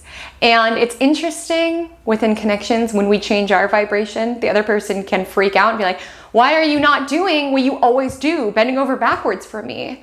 It's interesting. And it's not to say that every relationship will fall apart during this time, but you might be calling your energy back from certain ones that are toxic or draining or just taking a lot out of you, sucking a lot out of you. If you are in a committed partnership, would be a really aligned time to put any past drama to bed, like entirely. Like if there's been a recurring argument in your relationship where it's like we keep going over this over and over again, finally, this is like, let's wrap this up so we can have a new start. If you're in a committed relationship and you guys love each other, but there's like elements of like codependency, which is, you know, like wanting to be responsible for that person's emotional happiness, like you're being asked to prioritize your own values, your own preferences to ground down. And I know that can feel like love sometimes, like loving someone so much that you never want them to be unhappy, but ultimately happiness is your responsibility. And for you to be the best person in a relationship, you have to put yourself first. I know that's challenging, especially since at least part of Scorpio is in your 7th house. You want to merge, you want to be able to take on that person's all that stuff. And there's a difference between being able to support someone versus taking on all their stuff. And this is ending in regards to unhealthy patterns of relationship or relating that is setting you up for a new beginning. If you have 15, 16 degrees Taurus within your 1st house, you may potentially be a Taurus rising, not always so. So listen to the reading of where you have 15, 16 degrees Taurus. My goodness, you are having a lot going on and you are behaving in unusual ways. You are experimenting with expressing yourself in unusual ways. You are stepping out in unusual ways. You're breaking out of molds that have prior kept you down. And other people can respond unfavorably to that. I mean, this lunation does oppose Mercury, which is likely in your 7th house. People can have a lot to say about how it is that you've been acting out. And like for some of you, I mean, it's been all over the map. Some of you are moving, some of you are dyeing your hair. There's just this desire around shaking things up. I need to do something different. And with this lunation, it's sort of a celebration of that work, but it's also with the opposition of Mercury. It's like people are always going to say something when you behave in unusual ways, when you step out of certain ways that they've gotten accustomed to you relating to them. People are always going to feel a little blindsided, but that's their deal. It's not yours. Okay. And you also, you know, most likely if you have this, you have Saturn in your 10th house. So you've been pulled in a lot of different directions. You're having a lot of pressure at work. There's been this energy of restriction, trying to keep every element of your life alive. It's kind of a lot. But I want you to slowly and steadily ground yourself down. There can be things that are unexpected. There can be criticism from authority figures at this time, or bosses, or just pressures at work. Slow and steady, be the person that you are. You know, with Uranus, people might be a little turned off or off-put by your autonomy, by your rebellion, by you wanting to do it your own way and maybe behaving in different ways. And that can echo into your interpersonal relationships, that could echo into work. But with this lunation, it's really bringing these dynamics to the surface. And just remember, my love, to thine own self be true with North Node in the 1st house. Keep shining in the most authentic way possible during this time. It is a time to experiment with how it is that you are, with your personal appearance. It is a time to be visible. It is a time to put yourself first. It is a time to put yourself first and not feel selfish for that. To thine own self be true. So if you have the Scorpio solar eclipse within the 8th house of your astrological natal chart, you may potentially be Aries rising, but not always. So listen to the reading of where you have 2 degrees Scorpio. Okay, so Aries, so you are really being asked to a larger extent. You most likely have North Node in the 2nd house. So you're being asked to really take responsibility over your life and not really trust the support given to you from others. And it's not to say no, don't trust it, but don't rely on it is the word that I'll use. Because with this eclipse, there can be a form of support that you've come to rely on that is being released during this time. And it can create a lot of anxiety. So your parents cutting you off, child support no longer being offered, an allowance drying up. Like, there is a vibe around money from others and support from others that was coming in. There could be an end to it. Or it can also be an energy where you're really being asked to stop waiting for someone else to save you, particularly financially, and really take the reins within your own world. This lunation does meet up with Venus. So if you do have any debt, this would be a great time to consolidate or eliminate to any degree. If you are a founder or trying to get investment from other people in your idea, this can be a time where it's like certain funding you thought was coming through isn't exactly coming through. And it could be sort of like frustrating in that regard. Outside of just money, 8th house has to do with legacy as well. And you, by and large, with your nodal story, you are being asked to prioritize yourself, self-sufficiency, earning your own money. I know, sort of boring, like grounding down into what's tangible and what's physical within your world. So really be mindful around spiraling. I know it's not always something we can control, but around existentialism or fearing the worst, or like thinking like, well, we're all going to, unalive one day. So what's even the point? Like, ground down into what is real, build security and stability within your world. Any sort of obsessive tendencies can really be highlighted here, and for the purpose of sort of releasing it, right? As well as when it comes to like shadow self and like transformation, like you're being asked to notice and attune to what in your world is stable, what is grounded, what is in front of you, and building your future or building what is valuable to you step by step, right? Rather than fearing the worst and craving change, it's like just ground down in what's real. This is going to be a chaotic time. So it could be a time where you're like, feels like the world's going to end, so whatever. Like, where it's activating within your chart, you're being asked to build security, prioritize stability within your world, make that your normal. Try not to go towards this all or nothing mentality or the existentialism around nothing matters. Like, where you're sort of being challenged by the universe is to build what it is that you value and sort of create this foundation for yourself. So if the Taurus Lunar Eclipse is landing in the 2nd house of your astrological natal chart, you may potentially be Aries Ascendant, not always though, so make sure to listen to the reading of where you have 15, 16 degrees Taurus. Okay, love, so with this landing in the 2nd house, this is an illumination of money, but furthermore self-esteem. And that's why I was prioritizing, like, if the prior one fell in your 8th house as well, you may want to listen back to it if it didn't, because there can be certain themes that kind of tied in North Node 2nd house. There can be certain things that are ringing true within your world. But what I want to highlight is that it's beyond just money, because a lot of people, when I relay that they're having money transits, they're kind of like, oh, that's boring. But it's beyond money. It's the house of value, because it's like you're not being asked to like prioritize money just because materialism or anything like that. You're being asked to prioritize it because in the process of making money and managing your money responsibly, you're building self-esteem. You're building your skill sets. You're feeling more confident and capable about yourself. You're able to invest in things that you value. You're being able to dial into your own needs, your own preferences. You're able to build and construct the world that you want to live in. And that is powerful. And you do have Uranus in this sector, so this lunation can be timed with some sort of financial shift. The square to Saturn, there can be certain changes when it comes to friendships or your hopes and dreams, or even some sort of shift of income. It's like, oh, it was my dream to be a teacher, but now I'm feeling this call around building this new income stream.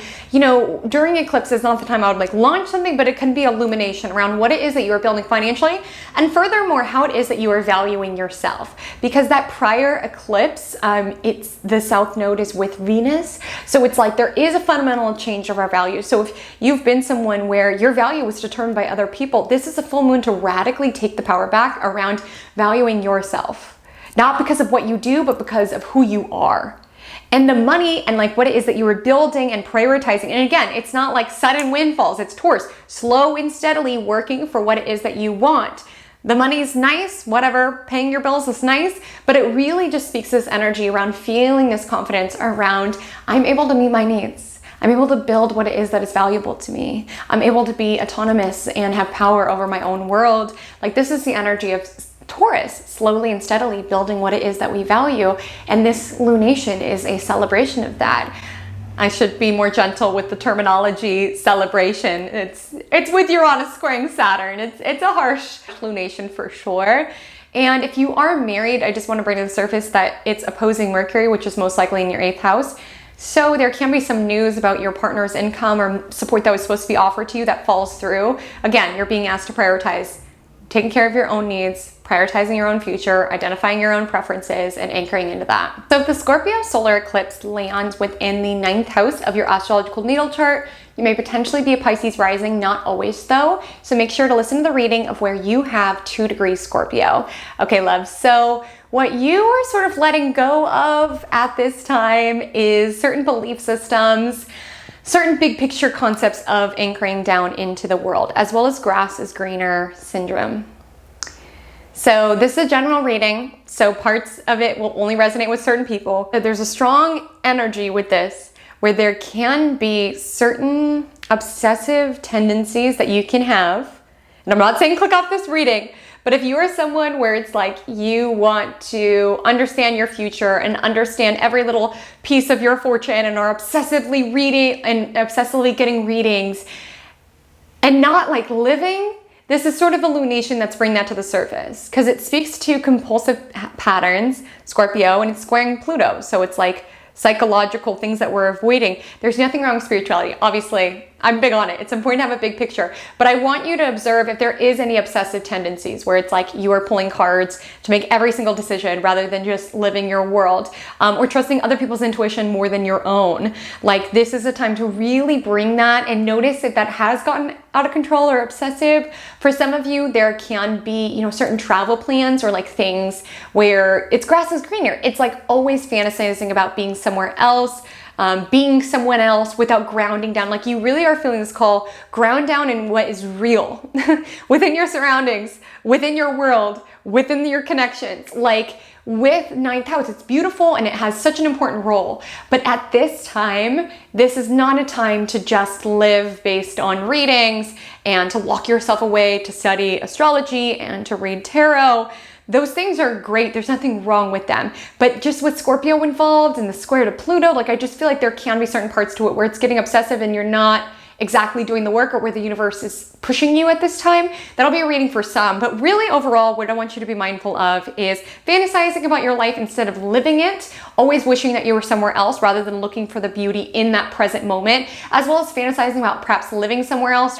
But there can be this energy where you're missing the blessings that are happening around you because you're so busy fantasizing about being somewhere else. Some of you can be sort of, forgive my language, the terminology that's coming to mind is like kind of intense, but some of you can be avoiding the outside world. Like I'm getting this vision of just like you in a fortress, whether you're feeling more solitude or you're just sort of like having existential dread and you don't want to talk to people, you don't want to connect. Like I'm hearing during this eclipse, it's really important for you to interact with your world, have conversations with people, initiate conversations. This is not where it's landing in my house, but I just want to give this example because this is what's coming to mind. Like a couple weekends ago, I was like going down this spiral around, oh my gosh, I'm so lonely. I don't have anyone to talk to, And then I like hit up my friend and like we went to the beach and I was like, girl, sometimes you just need to like initiate and like get out of your own spiraling around.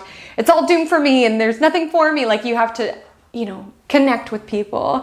And, you know, we say a lot about small talk. I'm not big on small talk, but just with this most likely, just with North Node most likely landing in your 3rd house, you're learning the power of communication. Because when you converse with anyone, even if it's small talk, even if it's not as deep as you would want it, right?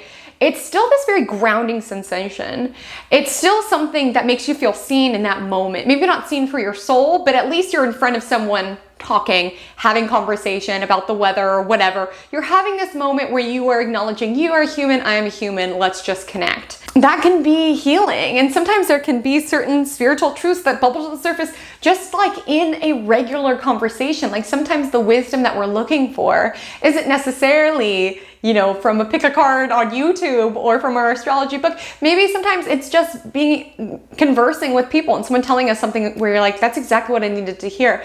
Like what you're releasing is this energy around wisdom, and intuition is only from college or from mystics or from priests or for preachers, and to be able to find wisdom around you, being able to find intuition within your own mind is really powerful. So I would definitely recommend, just with this eclipse, around getting yourself out of this fortress, especially if you're noticing this existential dread, as well as for some of you, there can be some shifting around. You wanted to go to college and now you don't, or you want to change your degree. Again, with eclipses, allow yourself to transform.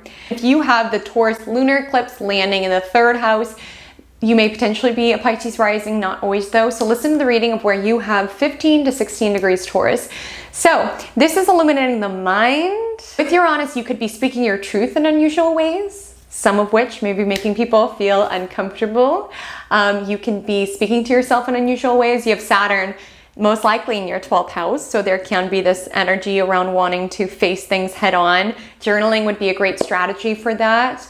There can be, you know, certain anxiety within your mind. Uranus kind of imbues this restless energy, so this lunation can really be bringing that to the surface. And I would really encourage you, while this lunation can sort of bring these underlying mental patterns or these underlying ways of processing the world, they're really bringing it to the surface so that you're having to look at that. And that can be uncomfortable, but it can also be freeing. Like Uranus is liberating. So I want you to speak your truth. I want you to journal your truth. I want you to face things head on. I want you to connect with your immediate surroundings. 3rd house is neighborhood, so great time to take a walk, as well as learning, communication. Like, it is about finding the wisdom both from within as well as from your immediate surroundings. Like, not feeling like you have to travel in order to find wisdom or go to college in order to find wisdom. Like, with this lunation, you could also find you're wanting to learn a new class or a certification or something of the nature.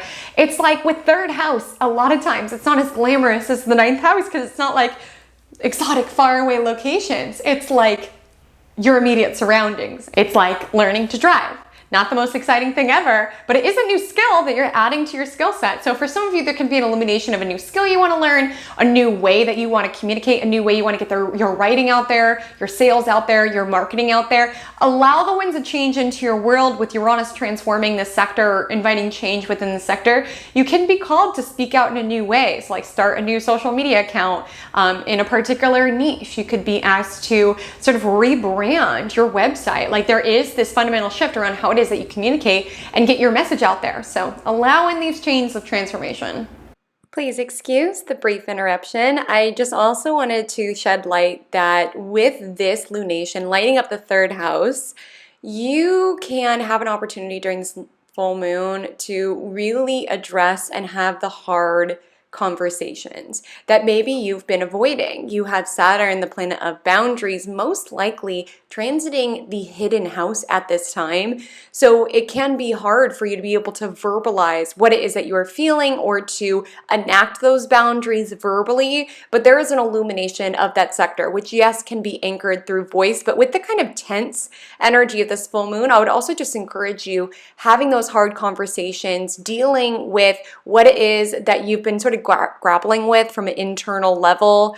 With Saturn most likely transiting the 12th, a lot of you can be feeling a bit lonely in a sense. And with this lunation, it's like asking, closed mouths don't get fed. Like, you may need to verbalize, I need support, or this is what I need, or taking those deep emotions that you feel and being able to put words to that, maybe through therapy or something of that nature, or just voicing to individuals, this is what I need help with. I also want to draw the focus, again, general reading, this won't apply to everybody, but 3rd house is also siblings and extended family. So some of you can have tough conversations with them, or this lunation can be bringing to the surface your connection with them in general. So love, if this Scorpio solar eclipse lands within the 10th house of your astrological natal chart, you may potentially be an Aquarius rising, not always though. So listen to the reading of where you have 2 degrees Scorpio. Allow some change when it comes to your career. There can be certain power dynamics that are uncomfortable at this time with the boss or something of the nature of like a client, if you have your own business,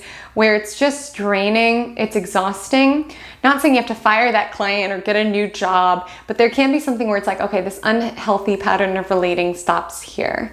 With Venus in the sector, this unhealthy finding my entire value within work stops here. many of you who have this have North Node in the 4th, so you are being asked to prioritize your home base, your foundations, things of the nature. And with, you know, South Node and Venus in the 10th, if you're someone where it's like, I know I'm valuable because I got these metrics, or I know I'm valuable because I'm successful, I know I'm valuable because I'm going to be a lawyer. It's like, not that it's bad to find pride in what it is that we do, but if your entire value is enveloped and enmeshed into what it is that you feel like you do for the world, this is the energy around stopping that compulsive or toxic pattern. If you are someone who goes above and beyond and lacks boundaries when it comes to bosses, this is the time to break the cycle. If you don't have boundaries when it comes to your work, this is time to break the cycle. And which I know is easier said than done, but it is calling for you to reclaim where it is that you extract and find your value. While it's great that you value what it is that you do, rewire that. I also want to draw the surface. Some of you could have recently left a job or are leaving a job at this time.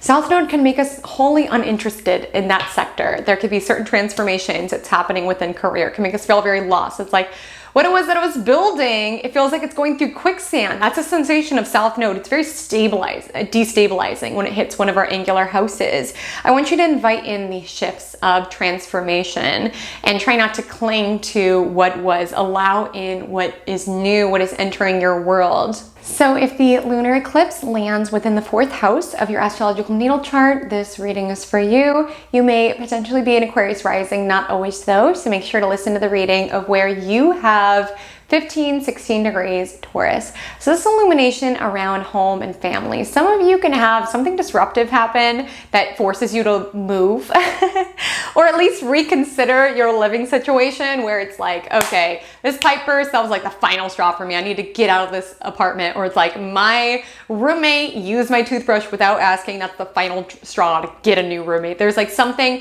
with Uranus unexpected where it's like, I've got to go. And you have a lot of stress going on within your chart. I mean, you most likely have Saturn in the 1st.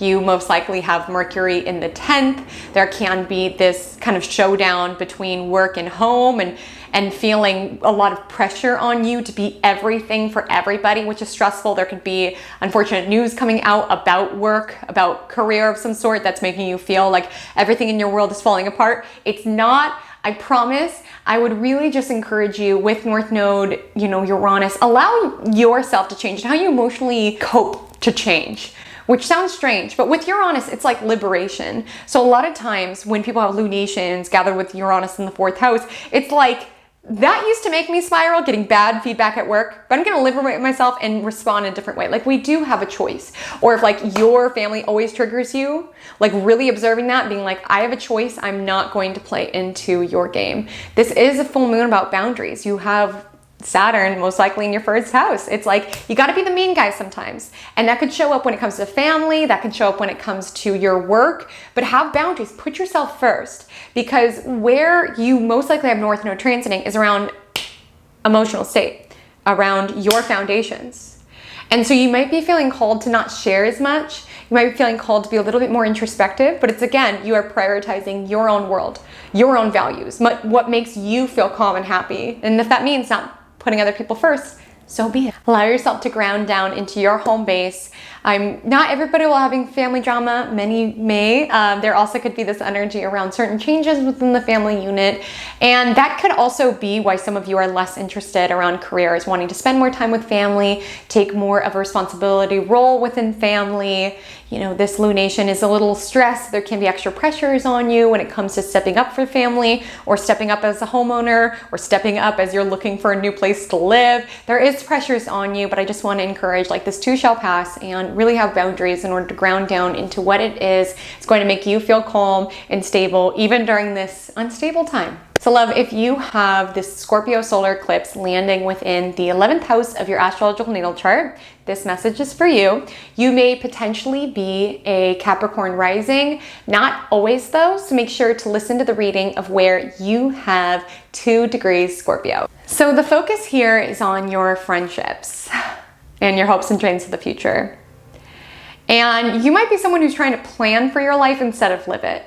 Like trying to plan to avoid any uncomfortable situation, to avoid any uncomfortable learning opportunity.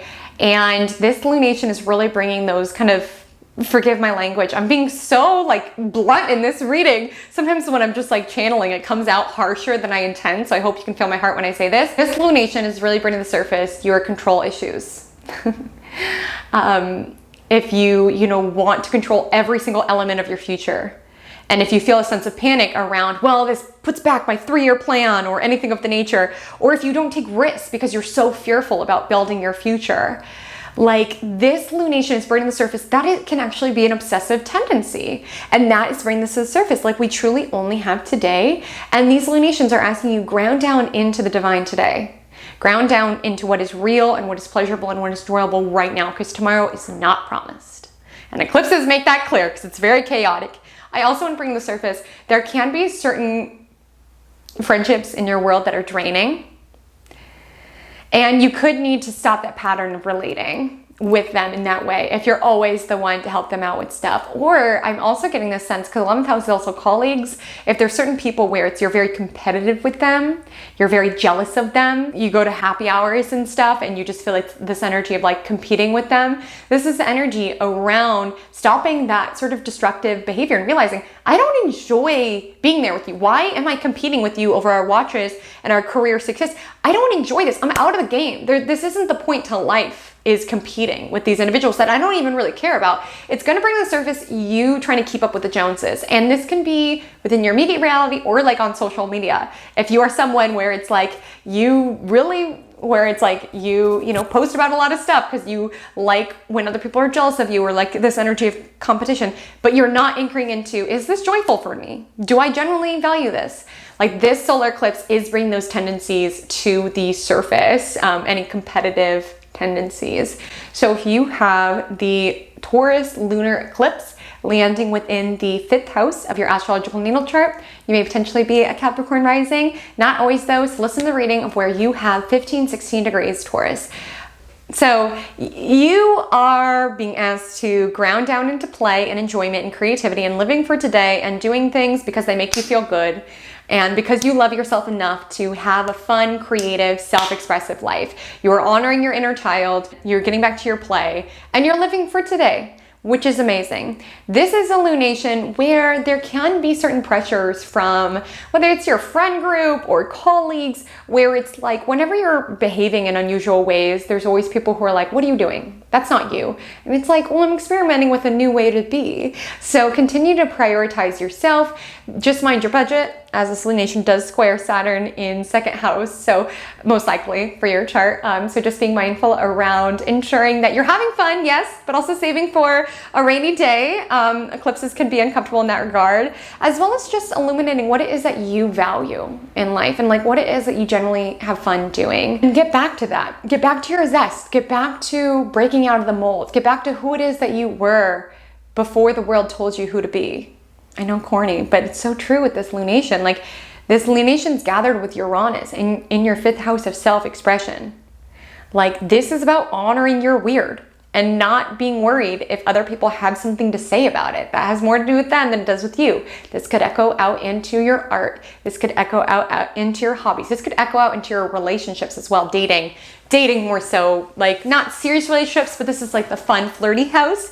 So, you could be dating unusual people and you're living for today. And it's like, maybe you don't see a future with that person, but like at the moment where your chart is being impacted, you don't have to. Like you are grounding down into pleasure, you're grounding down into play, you're experimenting with dating different sort of people. If you're in a committed relationship, you can like kind of infuse new ways of injecting kind of fun, flirty energy into your connection. This is a time to experiment with how it is that you express yourself and how it is that you find fun within your world.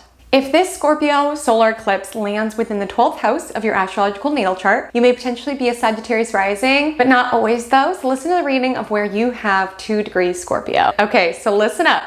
Listen, this isn't gonna be your favorite thing to hear. But those habits that you have, escapist habits, procrastination habits, this is the lunation to wipe those out. Okay, wipe them out. Anything that you compulsively or obsessively utilize to not deal with stuff that is uncomfortable and unpleasant, this is the lunation. Like I said, self-notice vacuum. Shoop, It's time to release those habits. What it is that you run from, what it is that you don't deal with. Definitely a great time if you are even if you don't feel like you have a problem, this would be a great time to not drink, to not ingest anything, like to really just strive to see your world through clarity. It would be my encouragement here, to see your world with as much clarity as possible. If you are nervous that you do have a problem, there are certain behaviors that do feel compulsive. Maybe you're not using them to run from things, but you just notice that you do these habits that you use that soothe you to a certain extent. This would be a lunation to really look at those, okay? This isn't a relationship house, but some of you can be using romantic relationships to avoid things, or as a form of self-sabotage, dating the bad people or dating people that you feel like you have to save. And this lunation is going to bring to the surface how your relationship has been keeping you stuck. It's not to say that this is necessarily breakup energy, but this is observing energy, how certain themes in romantic relationships keep repeating themselves, keep coming to the surface over and over and over again. And it's time to end them. It's time to put them to bed. And when you notice self-sabotaging behaviors, whether that's with substances, whether that's with dating, whether that's with something totally different, this is a time to release them and to ground down into what is real within your world, and to ground down into routine. Rather than, like, rest is important, don't get me wrong, but if you feel the tendency around just stay in bed, just spiral all day, just don't deal with things, don't be present. Like, where the cosmos is actually nudging you is around grounding down into routine. It's going to help with your processing, with your mental health quite a bit at this time during these eclipses. And just noticing like the devil's in your head, or the devil on your shoulder, so to speak, when it like whispers to you, like, you should just get a vape, you should just go drinking instead of studying for finals. Like, noticing those bad habits that you have, or self-sabotaging habits that you have. This is a time to release them altogether, if possible. Keep in mind, you'll most likely have self-node here for a variety of times, so don't take it too harsh on yourself if it's not a habit that you break right away. But I want you to observe it and observe the toxicity or the self-sabotage that it could be inviting into your world. Also being mindful around paranoia, how it is that you talk to yourself. If you're someone where you're constantly telling yourself it's never going to work out, or like you have some sort of that all or nothing or really intense extreme voice within your head, this is a time to ground down into your physical body. Do things as part of your daily routine that aren't necessarily always the most fun, but that do help you feel better, right? Getting out in the sunshine, eating more vegetables. I know, so corny, you don't want to necessarily hear it, but where the cosmos are nudging you is around grounding down, like getting out of your head, observing the way that you talk to yourself, or these subconscious processes, or these subconscious, habits or compulsive behaviors, and ground down into making that choice to value yourself daily. If you have the Taurus Lunar Eclipse landing within the 6th house of your astrological natal chart, this reading is for you. You may potentially be a Sagittarius rising, not always though, so listen to the reading of where you have 15 to 16 degrees Taurus. This is an illumination around the daily act of working. Now, some of you might have new jobs, or you're working towards a new job. That's great, you have Uranus there, so you're inviting in the winds of change. Some of you are standing up for yourself in new ways at your job, standing up for yourself in new ways around coworkers and things of that nature. If there has been any coworker beef, or things have just been crazy busy at work, those tensions could reach a head during this lunation. You're definitely going to be very busy, as this house has to do with daily routine. And I would really encourage you, find activities that ground you amongst the chaos within your daily routine. Like, this is about showing up for yourself. This is about having daily routines that ground you into your physical body. So for some of you, could find that exercise is very helpful and helps you find that value from within for yourself, right? And this can be a new exercise routine. So around the eclipses, things are so chaotic, you're like, I just need to go for a bike ride to clear my head. And then you pick up and you're like, this is actually really great. I feel really good. I feel really alive. Like habits like that really ground you into your physical body, as Taurus largely has to do with our physical body. And as well as maybe daily routines that get you out into nature, or daily routines that take care of your physical body, daily routines that put your health first. That's big. Like I said, if you have this here, you most likely have South Node in the 12th house, and it's like you are being asked to release any sort of escapism, procrastination. You're being asked to deal with things head on, as well as make those choices. It's not always fun to floss. It's not always fun to work out. It's not always fun to eat spinach. But you are showing yourself that you are someone who is valuable and deserves to care for yourself daily. So loves, take a deep breath. I know this feels really intense, really chaotic, but trust me with eclipses, this is cosmic course correction season. This is accelerating timeline season. Even though it can feel uncertain at the time being, I promise these are karmic and fated shifts that are launching our souls forward, even if it feels very messy at the time being. So let me know what you're looking forward to and not looking forward to about these eclipses. My Instagram handle is @HaleyCometAstrology. My TikTok is the same. I would love to connect with you over there. Thank you again, Ephemeris, for sponsoring this video, and use code Haley10 for your own personal engraved talisman. And until we meet again, drink lots of water and stay cosmic.